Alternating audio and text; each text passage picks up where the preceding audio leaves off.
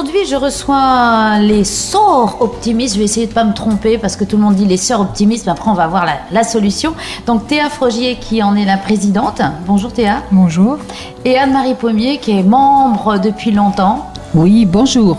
Alors Anne-Marie, tu vas m'expliquer ce que c'est qu'une sœur optimiste et non pas une sœur optimiste. Alors, une sœur optimiste est un membre d'un club qui a été un club service qui a été créé en 1921. C'est un club service qui est sous la forme, qui est une ONG. Des membres de cette ONG siègent à l'UNESCO, à l'ONU. Nous sommes consultés dans des instances à Genève et c'est une ONG qui a des représentants dans le monde entier et qui est constituée de fédérations. Nous faisons partie de la Fédération de l'Europe et nous sommes, le club est membre de l'Union française. L'Union française qui comporte 125 clubs répartis en France métropolitaine et dans les dom-toms. Dans les dom-toms, il y a 17 clubs et bientôt un 18e. Alors, que veut dire sœur optimiste? Sœur pour le meilleur. Sœur pour le meilleur. Alors donc c'est un beau terme qui a été trouvé. Est-ce qu'il n'y a que des femmes? Il n'y a que des femmes. C'est un club de femmes. C'est une union interprofessionnelle dont les membres doivent avoir travaillé ou travailler. Et les buts sont essentiellement de permettre d'élever le niveau de ces femmes et de leur permettre de bien vivre leur vie en travaillant. D'accord. Et donc, toi, Théa, tu es présidente cette année. Vous faites... En fait, donc, le mandat de présidente court sur 2 années, sachant que l'année Sœur Optimiste démarre au 1er octobre, c'est pas l'année calendaire, donc c'est le 1er octobre. Ça veut dire que donc, à la fin de ce mois-ci, j'aurai fait mes 2 ans. Mais j'ai prorogé d'une année. Non, puisque j'ai accepté de proroger d'une année exceptionnellement pour permettre à la prochaine présidente de se préparer à prendre ce mandat. Ah, oui, parce que présidente d'un tel club, en fait, d'une telle organisation, c'est quand même compliqué, non? Vous avez beaucoup d'actions? Disons que c'est un engagement en première partie, vraiment, véritablement. Et en l'occurrence, il s'agit d'un club service très particulier, le Sœurs Optimistes International. Je disais que souvent, on confond un petit peu avec des associations qui, elles, œuvrent véritablement pour les victimes de violences conjugales, ce genre de choses. Donc nous ne sommes pas une association féministe, nous sommes véritablement un regroupement de femmes qui avons décidé de mettre au service de toutes les femmes, d'être une voix universelle pour les femmes, donc les savoir-faire, le professionnalisme que nous avons acquis dans les métiers que nous exerçons. Donc c'est véritablement cette force de frappe au niveau mondial, j'allais dire, puisque au niveau mondial, il y a 90 membres, 90 femmes, donc qui mettent à disposition cette expérience professionnelle et leur expertise. 9 000. 90 000. Ouais. Oui, donc, je pensais qu'il manquait 1 000 après oui, 90. Pardon, 90 000. Anne-Marie suit, c'est bien. Voilà, 90 000. C'est ma marraine au niveau du club. Donc, voilà. 90, ça faisait pas beaucoup quand même. Donc, 90 000, pardon, au niveau mondial. Oui. Voilà, 90 femmes donc, qui ont un métier, qui sont des professionnels et qui ont décidé donc de mettre cette connaissance, cette expertise, ce savoir professionnel à disposition de toutes les femmes. Concrètement, comment ça marche? Donc concrètement, nous avons donc, c'est très structuré puisque pour avoir cette voix universelle évidemment au niveau mondial et être représenté au niveau de l'ONU, c'est très très bien structuré et nous avons en gros des actions permanentes qui sont impulsées au niveau des fédérations qui retombent au niveau des unions françaises et qui sont relayées dans nos clubs. Donc en l'occurrence pour le club de Tahiti-Papeete, nous avons accès, en tout cas j'ai accès mon mandat sur véritablement le soutien des jeunes filles et des jeunes femmes pour une professionnalisation durable justement pour l'emploi. Donc, c'est-à-dire des formations, des choses comme ça. Voilà, c'est de soutenir des jeunes filles qui sont méritantes, qui sont issues de familles défavorisées et qui donc ne peuvent pas assumer complètement leur formation.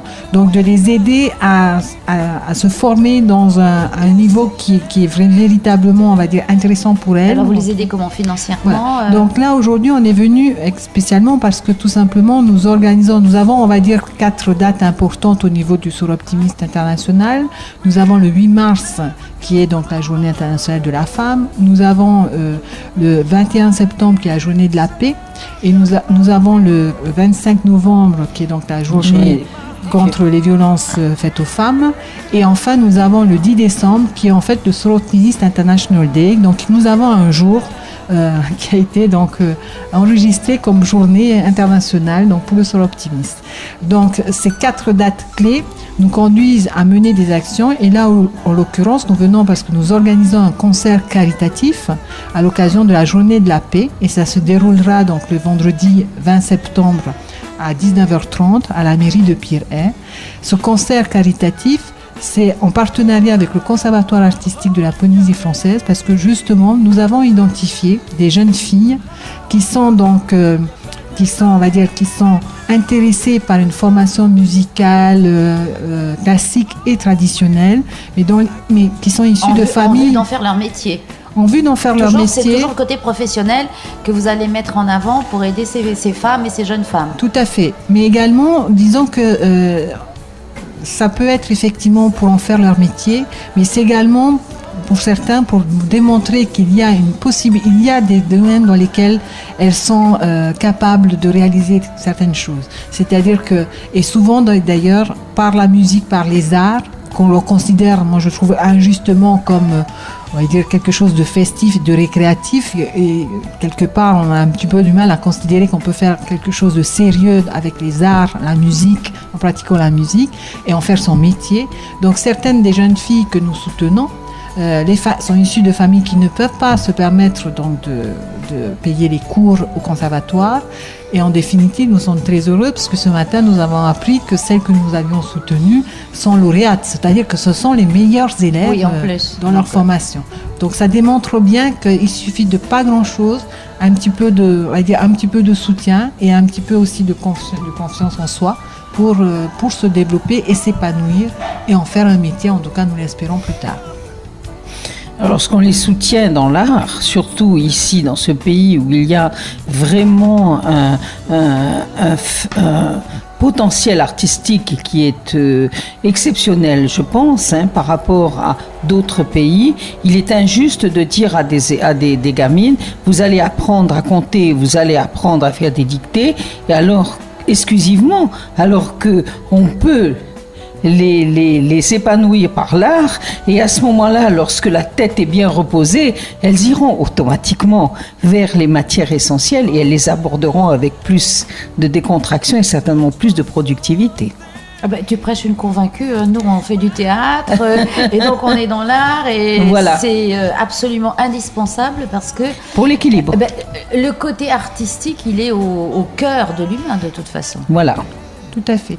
Voilà. Et puis je voulais aussi souligner un point que je trouve vraiment très touchant, c'est que cette année, donc à notre demande, nous avons demandé à notre partenaire du conservatoire d'intégrer également donc une partie beaucoup plus jazzy, puisque donc habituellement nous avons, on essaie de faire le lien entre le classique, le traditionnel.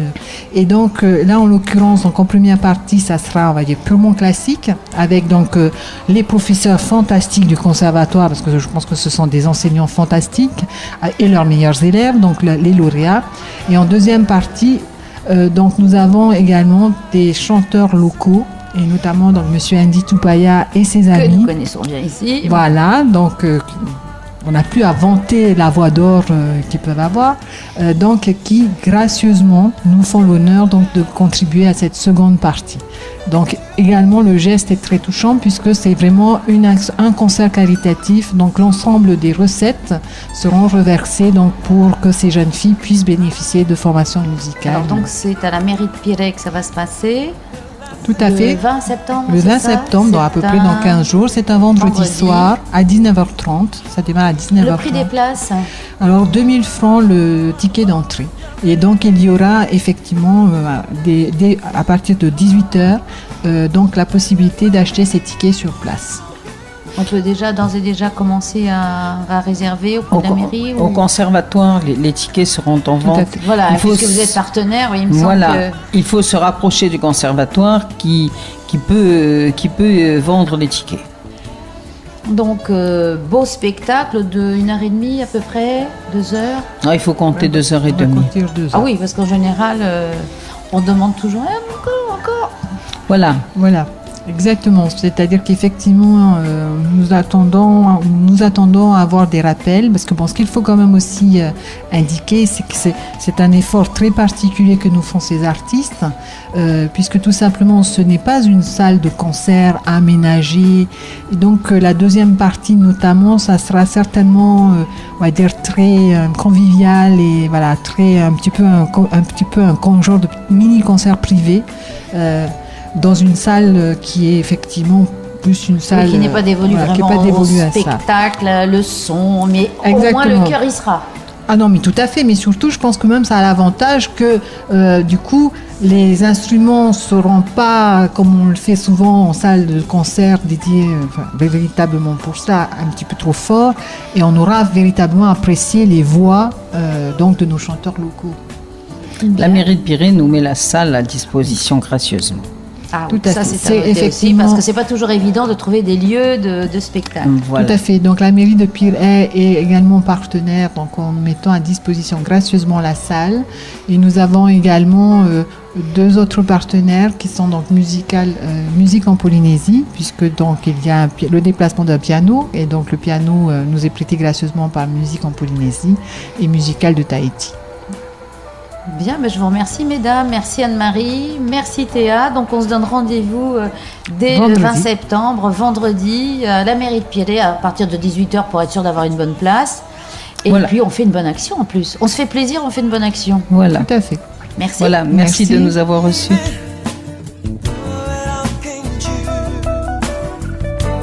The moment